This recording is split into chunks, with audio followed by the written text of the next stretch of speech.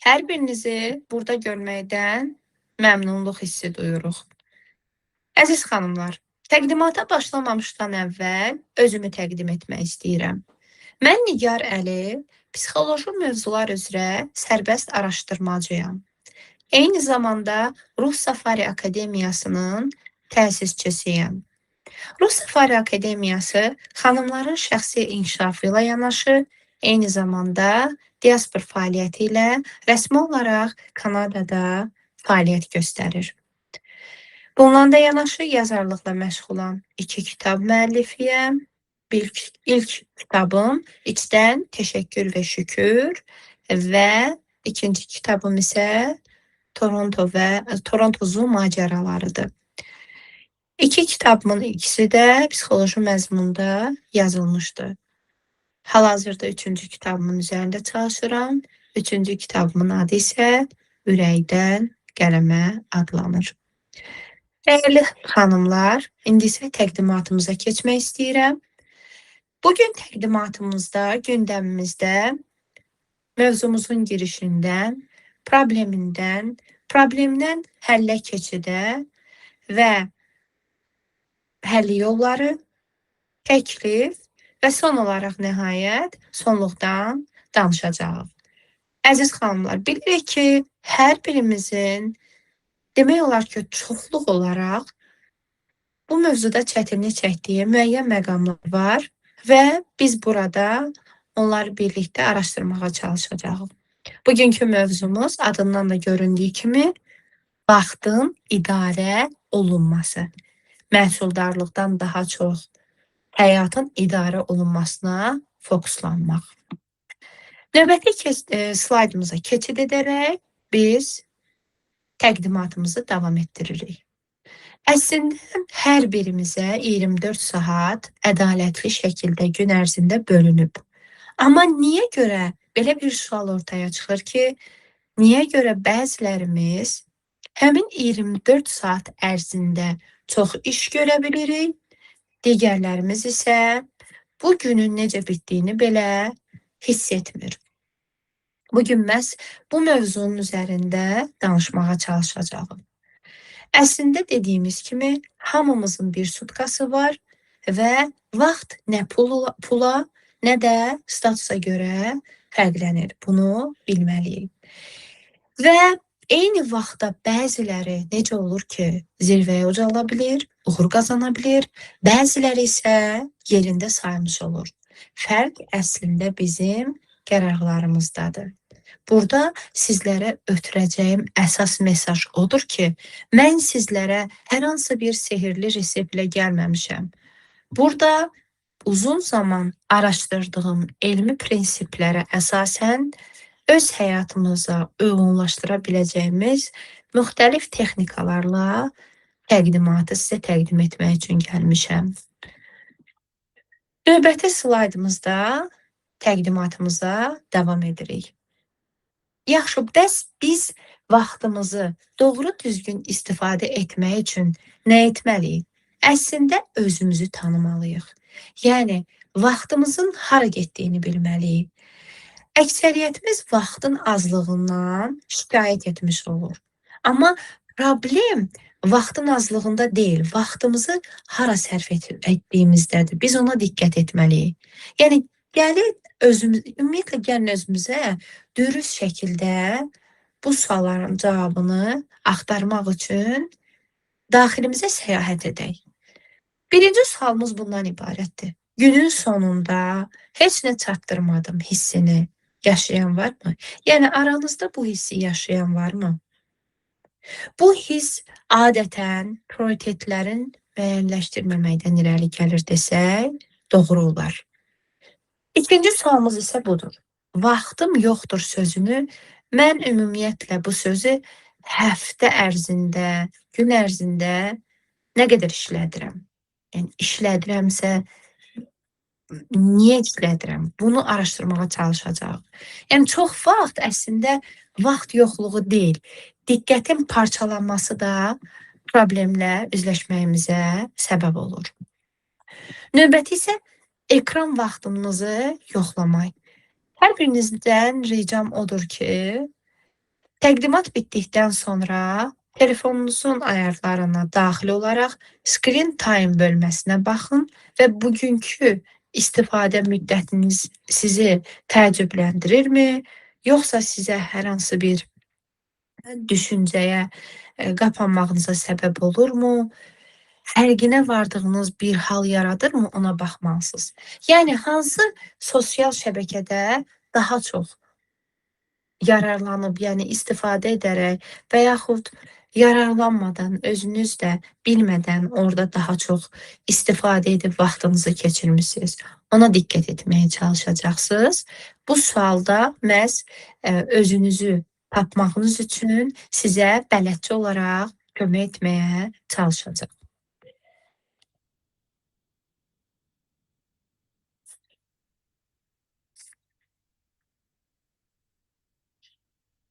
Növbəti slaydımıza keçid edirik, dəyərli xanımlar. Və biz bilməliyik ki, biz özümüzü tanıdıq. Yəni bildik ki, yaxşı, bəs biz özümüzü tanımalıyıq, vaxtımızın qədrini bilməliyik. Yaxşı, bəs vaxtımızın qədrini bilməklə yanaşı biz nə etməliyik? Nələr etməliyik ki, həyatımızda biz fərqindəlik qazanmış olaq və narahat olduğumuz məqamların həlli yollarına çalışaq. Əvvəla biz vaxtı oğurlayanları da müəyyən etməliyik. Yəni bəzən olur ki, insanlar belə düşünürlər, deyir, kaş bizim az, biraz da yəni bu vaxt az olduğuna görə hal-hazırda bizə verilən 24 saat az olduğu üçün biz istədiyimiz kimi planlarımızı həyata keçirə bilmirik. Və bizə kaş biraz da daha çox vaxt veriləydi. Lakin araşdırmalar isə heç də bunun doğru bir düşüncə olduğunu irəli sürmür. Araşdırmalar göstərir ki, çox vaxtı çox olan insanlar həmişə vaxtlarını o demək deyil ki, məhsuldar edirlər. Yəni onların arasında belə məhsuldar olmayanlar olur. Bizim məhsuldar olmamağımıza səbəb olan amillərdən biri də ilkin başlıca səbəblərdən prioritetsizliyimiz dayanır ki, hansı işin vacib olduğunu bilməməklə biz günümüzü başlayırıq və bizim enerjimiz də aşağı düşməyə başlayır. İkinci isə plansızlığı deyə bilərəm ki, səhər qərar verməkdə enerji sərf etmək beynimizin yorulmasına səbəb olur və bu da bizim işimizdə effektsizliyə səbəb olur. Üçüncü isə mükəmməlliyyətçilikdir. Yəni bitirmək əvəzinə mükəmməl etməyə çalışmaq vaxtın ən böyük düşməni olduğunu deyə bilərik. Yəni bir işi mükəmməl şəkildə etmək istəyirik və başlayırıq onun üzərində çalışırıq, təlimçi olsun, hər hansı bir sənədi düzəltmək üçün çalışan bir şəxs olsun, materialları toplamaq olsun, fərq etməz. Burada biz mükəmməlliyətçiliyə qapılırıq, beləcə vaxtımızın çox getdiyini hiss etmirik. Amma əslində bizim vaxtımızı oğurlayan səbəblərdən də biri də budur. Rəqəmsal distraction'dır ki, hər bildiriş beynin əvvəlki işə qayıtması üçün 20-25 dəqiqə tələb eləyir. Yəni buna da diqqət etməliyik. Hə demək vərdişi. Məsələn, hər kəsə hə demək prioritetlərimizdən imtina etməyə səbəb olur. Buna da diqqət etməliyik hər birimiz. Və son olaraq ertələməni qeyd etmişəm. Yorğun beyinlə qərar vermək ertələmə davranışını gücləndirir. Əziz xanımlar, dəyərli xanımlar, növbəti slaydımıza keçid edirik. Burada diqqətin parçalanması, görünməz düşmənimiz haqqında danışmışam. Araşdırmalara əsasən, yəni deyə bilərik ki, insan gün ərzində yüzlərlə dəfə diqqətini dəyişmiş olur.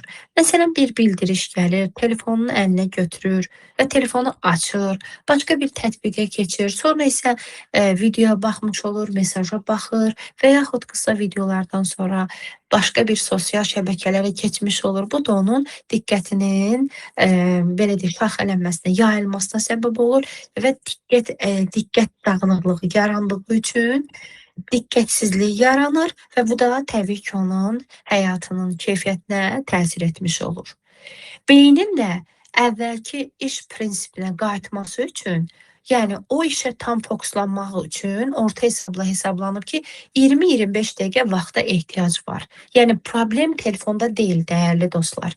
Problem diqqətin parçalanmasındadır.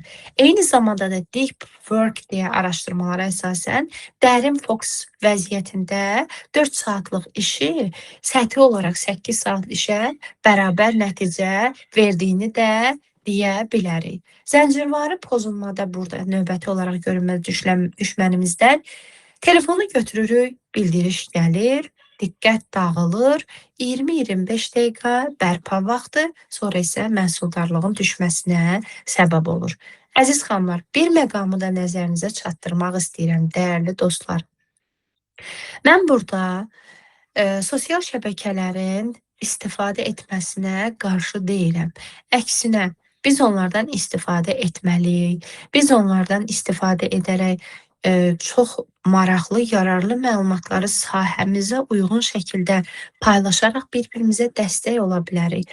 Lakin burada yanlış anlamayın.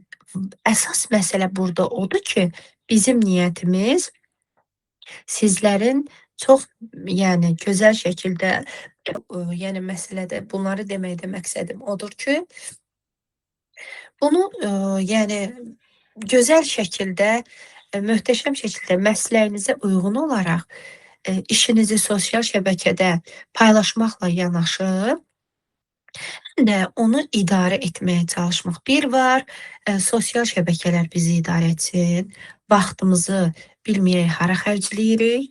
Bir də var ki, biz sosial şəbəkələri idarə edək. Məhz biz də bundan söhbət edirik.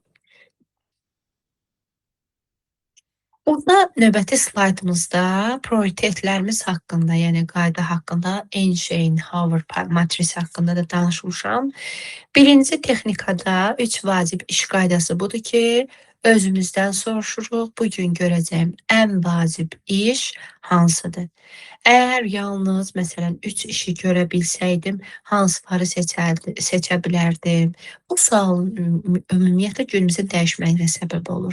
Məsələn, səhər ilk iş olaraq 3 prioritetimizi müəyyənləşdiririk. Hər prioriteti bitirmədən digərinə keçmirik. Günün sonunda isə özümüzü qiymətləndirməyə çalışırıq. Eisenhower matrisində isə burada isə bütün işləri 4 kvadrata bölürük. Vacib plus təcili, yəni dərhal eləyirik. Vacib təcili deyil, planlaşdırırıq. Təcili vacib deyil, təhvil veririk. Nə vacib, nə də təcili ləğv etmiş oluruq. 20-nin 80-ə prinsipində və Pomodoro metodunda da burada da texnikalar qeyd etmişəm ki, Pareto prinsipinə əsasən 20-nin 80-ə nəticələrə görə 80% səylərimizin yalnız 20%-dən olduğunu deyə bilərik. Yəni araşdırmalar göstərir ki, 20%-dan 20% gün ərzində hər hansı bir işimiz üçün, planımız üçün səy göstəririksə, o zaman biz nəticələrimizin çoxunun 80%-ni o həmin faizlərin nəticəsində almış oluruq və özümüzə sual veririk. Hər hansı bir hədəfimiz varsa, biz həmin hədəfimiz üçün günümüzün ən dəyərli 20%-ni ayırmışıq və 20%-i hansıdır onun haqqında da düşünmüş oluruq. Hansı işlər ən böyük nəticəni verir? Hansı fəaliyyətlər vaxtımızı boşa xərcləyir? 20%-ə daha çox vaxt ayırmağa çalışırıq. Növbəti isə NLP texnikalarından olan Pomodoro metodudur ki, Francesco Crillo'nun yaratdığı bu texnika ümumiyyətlə abituriyentlər üçün, tələbələr üçün çox faydalı, deyərdim, texnikalardandır, effektiv texnikalardandır və bu texnika ümumiyyətlə diqqəti qorumaq üçün elmə əsaslı yanaşma olduğunu da sizlər üçün qeyd etmək istəyirəm. Birinci mərhələsində 25 dəqiqə tam fokus iş üzərində olur. İkinci isə 5 dəqiqə qısa fasilə olur. 4 dövrdən sonra üçüncü deməli mərhələdə uzun fasiləyə zaman ayırmış oluruq. Növbəti slaydımızda deyə bilərik ki, ümumiyyətlə yox demək və axşamdan planlaşdırmaq. Ümumiyyətlə yox demə bacarığı bəzən olur ki, biz elə düşünürük ki, daxili konflikt yaşayırıq. Biz öz daxilimizdəki səs ilə. Biz, yəni hər kəsə yox desək, və bunu özümüzdə formalaşdırsaq, biz o zaman yaxşı insan olmarıq. Hər kəsdə bir cür inanc və etiketlər olur ki, yəni o inanclara görə etiketlənmiş olur. Və vurğulamaq istəyirəm ki, burada da eynilə biz yox deməyə çəkinmiş oluruq. Yox demək istədiyimiz bir işlərdə belə hə deməyə çalışırıq, bəli deyirik və beləcə davam etmiş oluruq və biz prioritetlərimizə sadiq qalmamış oluruq. Yəni vacibliyimiz başqaları olur və özümüzə sadiq qalmaq üçün unutmamalıyıq ki, yox deməyi bacarmalıyıq. Əslində dəyərli xanımlar, dəyərli dostlar, bu egoistlik deyil, öz vaxtınıza hörmətdir. Bunu unutmayın. Günün planını isə axşamdan hazırlamaq çox faydalıdır. Yəni səhər qərar vermək enerjimizin çox sərf etməməsinə səbəb olur. Yalnız və yalnız beyin rahat şəkildə hədəf üzərində işləməyə çalışır. Yatmazdan əvvəl bundan başqa sabahın 3 prioritetini müəyyənləşdiririk. Vacib olan məsələni və bu kiçik vərdiş automatic habits, yəni avtomatik vərdişlər prinsipinə əsasən uzun müddətli dəyişiklik yaratmış olur. Axşam planı həm stresi azaldır, eyni zamanda da həm də səhər aydın məqsədlə başlamış olursunuz. Bundan başqa vaxt analizinə diqqət etməli, dəyər və etki. Yəni burada əziz xanımlar, dəyərli dostlar, öz həyatımızı analiz edirik, bir A4 vərəqi götürürük, onu ortadan bölürük və 2 dəqiqə ərzində bunu doldurmağa çalışırıq. Yəni bu sualları ümumiyyətlə mən düşünürəm ki, 2 dəqiqədən də çox bir həftə ərzində bunun üzərində çalışsaq daha yaxşı olar. Gün ərzində düşünüb təfəkkür etsək. Mənim vaxtımı alanlar sol tərəfə, vərəqin sol tərəfinə yazırıq. Sağ tərəfinə isə yazırıq mənə dəyər qatanlar. Məsələn, sol tərəfdə mənim vaxtımı alanlar bölməsində hansı fəaliyyətlər mənə dəyər qatmır? Hansılar enerji sərf edir, amma nəticə vermir? Hansı vərdişlər vaxtımı oğurlayır? Bunlara diqqət etmiş oluruq. Və sağ tərəfdə isə hansılar mənə enerji verir? Hansılar uzun müddətli məqsədlərimə xidmət edir? Hansılar məni inkişaf etdirir? Yəni bu siyahını da həftəlik nəzərdən keçiririk. Və bir həftə içərisində bunu yazsaq daha gözəl olar. Qeyd etdiyim kimi sol tərəfi azaltmağa, sağ tərəfi də artırmağa çalışırıq. Əziz xanımlar, xülasə olaraq ona demək istəyirəm ki, son olaraq vaxtımız, yəni həyatımızın valyutasıdır. Ona görə də pul itirildiyi zaman geri qazanmaq olar. Amma vaxt isə qazanmaq sonradan qeyri-mümkündür. Ona görə bugündən biz vaxtımızı bugündən başlayaraq bir həftə ərzində burada sizə verilən texnikaları sınamağa başlayırıq. Kimlərə uyğundursa günə 3 prioritetlə başlasın, kimlərə uyğundursa yatmazdan əvvəl sabahı planlaşdırsın, kimlərə uyğundursa ilk bir sabah, məsələn 1 saat telefonsuz qalsın. Yəni gündə bir dəfə 25 dəqiqə tam fokusla işləmək. Axşam özümüzə sual veririk, bugün vaxtımı idarə edə bildimmi, yoxsa vaxtım məni idarə etdi?